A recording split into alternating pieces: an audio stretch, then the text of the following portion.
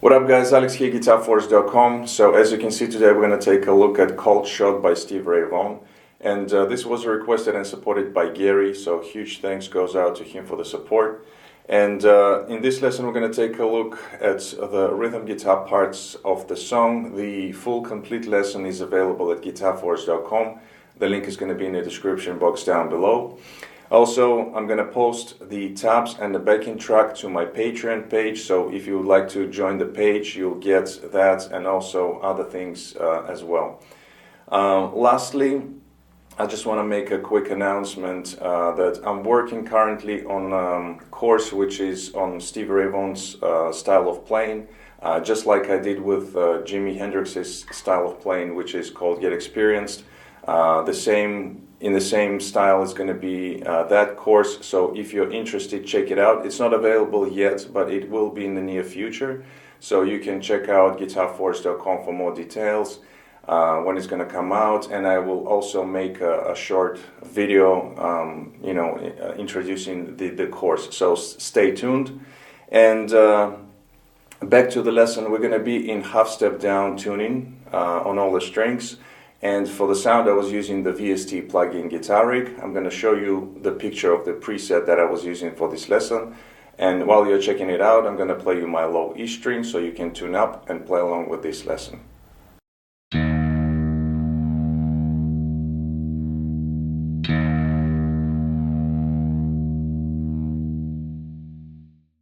Alright, and the last thing before we get into the lesson, if you'd like to check out playthrough cover of this song, it's going to be available on my other channel. The link is going to be in the description box down below. So if you're interested, please check it out. Now let's go for the close-up and start the lesson. Alright, so we're going to break up this lesson into parts. We're going to start off with the intro part, and it goes like this.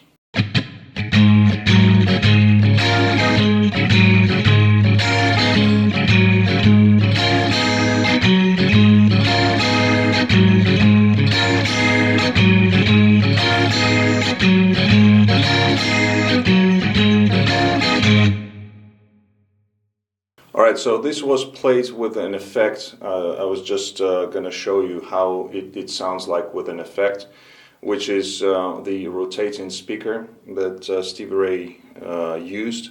But now I'm going to disengage it so you can hear the notes better. Alright, so here's the riff without the effect, so it sounds like this.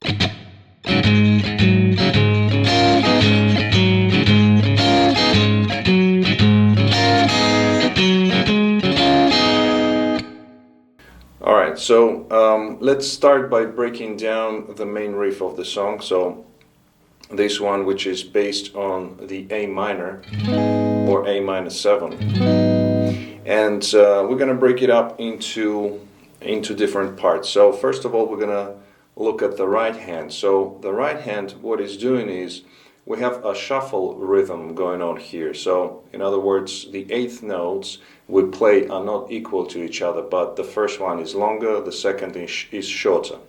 And if we just look at the right hand, mute the strings with the left, we have that kind of rhythm going on. So hidden with a downstroke, and then the short nose is going to be with an upstroke, like that. Now let's look at the left hand, or the fretting hand I should say. So what we have here, like I said, the main riff is based on the A minor chord, and basically we play between these two notes, the 7th fret on the D string and the 5th fret on the same string. So it's an A and G notes, and from time to time, because Stevie was using his kind of Jimi Hendrix grip or blues type of grip, where they would use the thumb over the sixth string. So he would sometimes hit the notes as octaves. So especially in kind of general rule, when you play this riff, the first note that you play, the A note, you hit it as an octave, and then we go to single kind of notes. But because it's big movements with the right hand, if you get in the octave, which is on the low E, the A note is totally fine. Now that's one part of the riff. So we have kind of bass notes playing between each other, alternating each other, the A and the G. Now what we do with the rest of the riff is that we have, so generally speaking, we play these notes with a downstroke.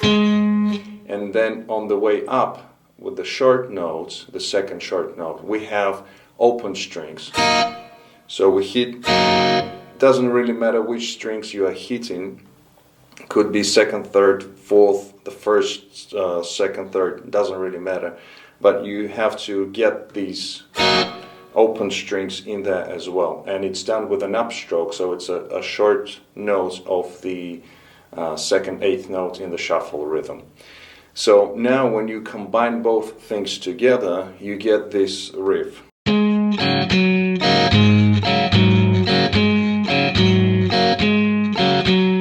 Okay, so we are playing the note first with a downstroke, and then on the way up we hit the open strings and we alternate between these. So it's A note, open strings, then G note, open strings, right? So that's the sort of bulk of the riff.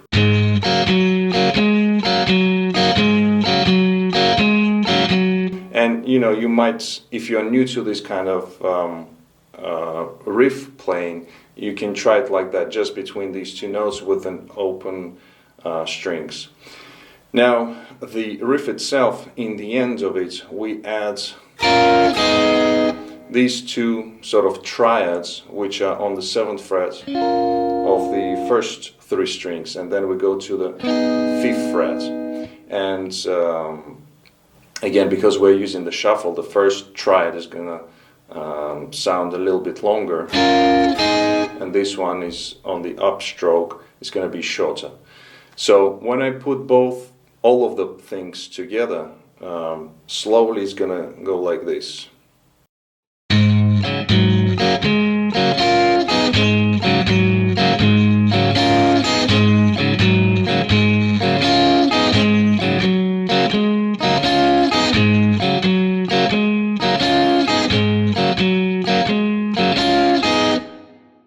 Alright, so that's the main riff of the song, and the same rhythm we're using throughout the entire song. So now in the beginning, in the intro, when Stevie is just playing on the guitar, and then when the band comes in, he's playing this kind of the riff, so alternating the A and G notes and then adding the triads here. Now when the band kicks in and they play all together, he slightly changes the riff, and the change occurs when we play these two triads. So after the 7th fret going to the 5th, he holds on to this triad for a little bit longer, for the whole beat actually. And then again with an upstroke, hitting the same triad, and then going right into the G note, the 5th fret on the D string. Okay, so essentially it's the same thing, but we're just holding on to this triad for a little bit longer, and it goes like this.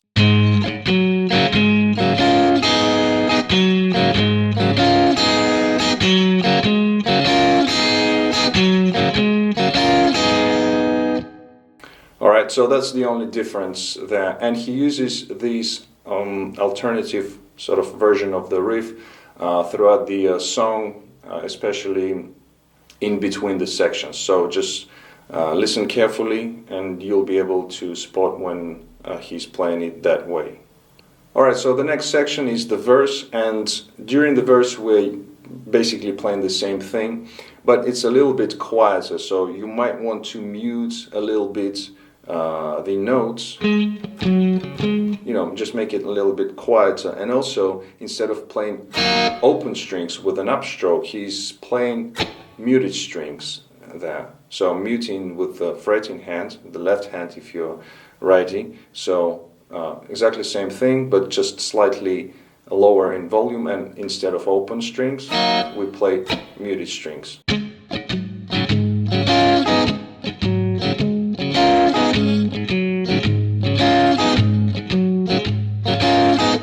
Like that. So, you still want to hear these notes that you're playing, the A and the G notes, the single notes, but also the triads in the end also, more, you can hear more than the rest of the riff.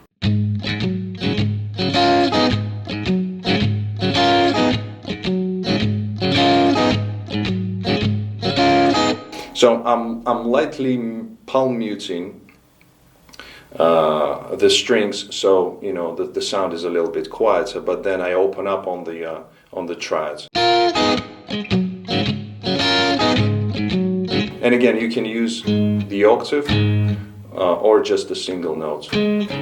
Also, when you're playing the single notes, another thing here to mention is we are not just playing the D string there.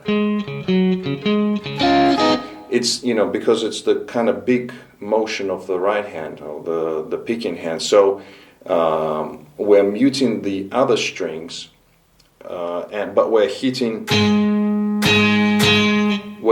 other strings as well. And because they're muted by the fretting hand, you only hear these notes. Okay, but the other strings are muted, and you get this kind of combination of the percussive sound of the other strings plus the note that we're hearing. So it's not,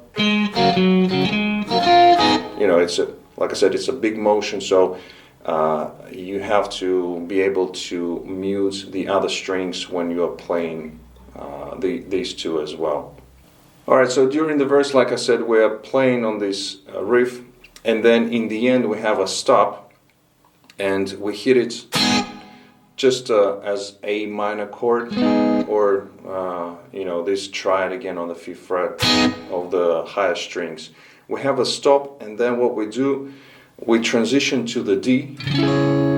So we go up to the 10th fret here, so in the position of the D minor chord, and practically we do exactly the same thing, but now obviously the frets are going to be different. So it's 12 on the D string alternating with the 10th fret, so the D note with the C note, and the triad becomes now on the 12th fret and 10th fret, but the motion of the right hand, of the picking hand, is exactly the same.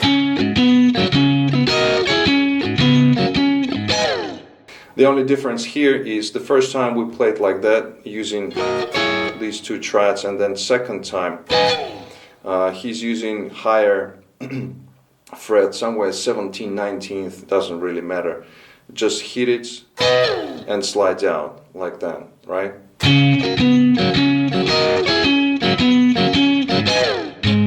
And then we're back to the A, and we do the same thing.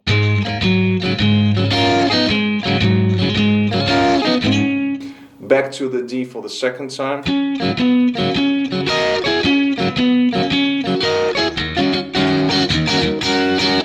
And then after that, after we've played in the D position, we then have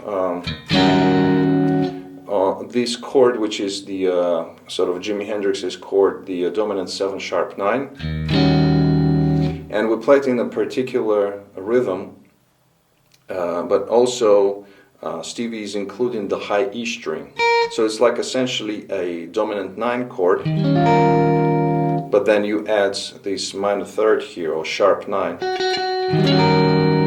So it becomes like that. And the rhythm that he plays in this bar goes like this. So we're alternating the chord with the low E string open. So we hit the low E string, then the chord, then the low E string, then 2 times the chord. So we have like that. So it's down, up, up. And then we repeat it one more time. The second time, because we're changing back to the main riff of the song, you can hit the open strings there. So we have.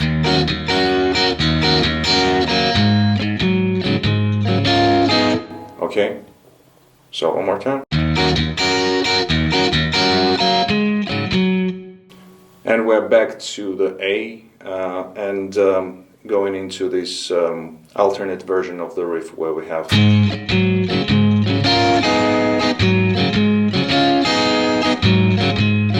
So just staying a little bit longer on this triad here. Alright guys, so that was it for this lesson. Hope you liked it. If you did, please give it a thumbs up. If you'd like to continue learning the entire song, check out the link in the description box down below. Thank you very much for watching the video. Comment, share, subscribe if you are new to my channel. Don't forget to visit GuitarForce.com for more guitar lessons. In the meantime, I'll see you again. Take it easy, and as always, let the force be with you.